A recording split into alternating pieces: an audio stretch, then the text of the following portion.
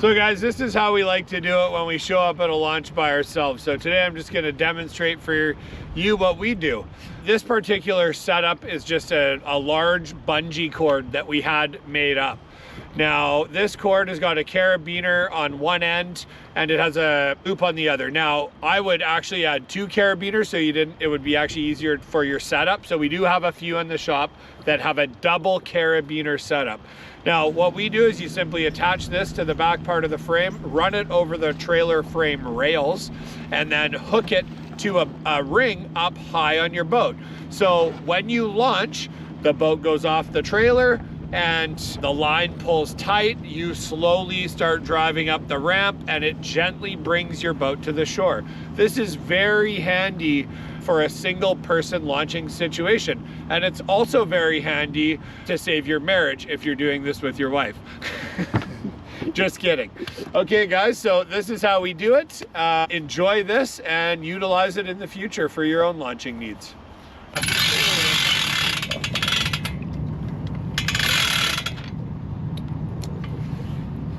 I like to pull this up right here to have this sitting in front there, and that way it doesn't move back. So I always bring it and put the trailer, I mean my truck's still far from the water, so I put it in my hand, put that there. Now, if you look at this ain't going anywhere. It will stay right here. This kind of wraps it all up. I bring this guy, and I just clip it on. Now for my auto launching system, I'll just leave it here for now, but actually I'll show you what I do. I take this guy, I wrap it right up here. That way it doesn't get caught behind here. So I make sure it's not up here, and I hook this to the front. You can hook it to anything you want, but I mean, and then it just grabs the boat. I will say I probably more go here, hook it there, and then when you launch, that's where it ends up. Okay, and we'll tie this. So after we pull the boat out of the water, you can see where I put this and I did this, it held it really good. Now what I always do is I always check to see how tight that ended up, like how much force was pulling back. And I like to have it doesn't need to be crazy, you're just holding the boat. So I set it over here, I grab that D-ring. Now, the only way I do this, if you don't have a trailer setup that has, like this is sitting on this bunk, so we know it's not gonna shock load this system. It can only bounce a tiny little bit. That is a must if you are going to tie it down this way. The other alternative is to put 2 straps or 3 straps to the frame and around the whole trailer. You do not winch from this point or these points. You can try and it might work 100 times, it might work 0 times. It really depends, but we'd say do not winch this boat on the trailer. There's nothing on this boat, any of these points, where I would feel confident in saying, yes, winch it up. Okay, so that's tying the front out. So what I'm gonna do is I put 3 shorter straps on the boat. So I put 1 underneath, and I'll show that to you, and then I put 1 on each side on the back, and I'll show that to you. So my front one, I go to the side, one of the side D-rings.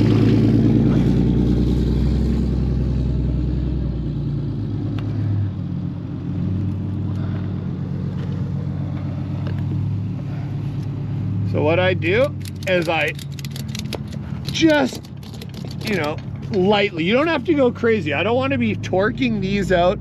Now that is perfect. And what that does is it's just redundancy for the front strap. I like to have something a little more, at highway speeds, this thing can build a lot of air pressure underneath the hull. So I have the strap over top. I have this, which is honestly, this is just taking the brunt. And then I have a safety chain, and we'll do the back. So with these shorter straps, these particular ones, what I like to do is I like to go to the transom eye, the lifting or the tying down eye, whatever you prefer to call it. I go to the trailer frame, and you can get all the little turns out of this. And you can tighten that down.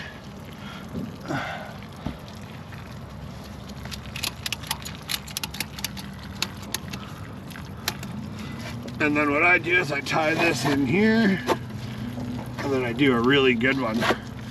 And that secures it. And what I do is I do that to each side. Now I have the trailer tied down many different ways. Now if you look under the trailer, you can see where I have the bunks. So I don't really adjust the bunks for every trailer. I just get out and I go boating, and as long as it's touching the transom, like that's holding the motor, I'm happy. It's touching some of the hull, great. It should really be resting on that keel pad at the front to some degree.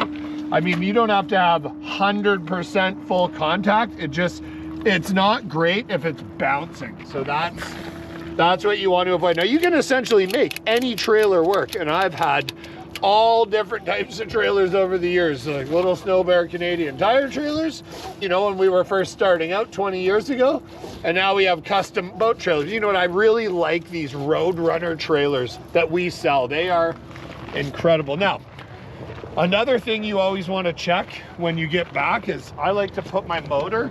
I generally travel without a transom guard, a transom protector.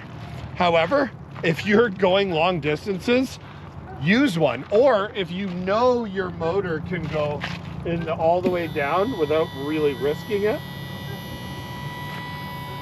So in this position here, like, I'm more than happy with this. I'm not worried about that. That's, you know, a bit. Now with the transom all the way down, I like that.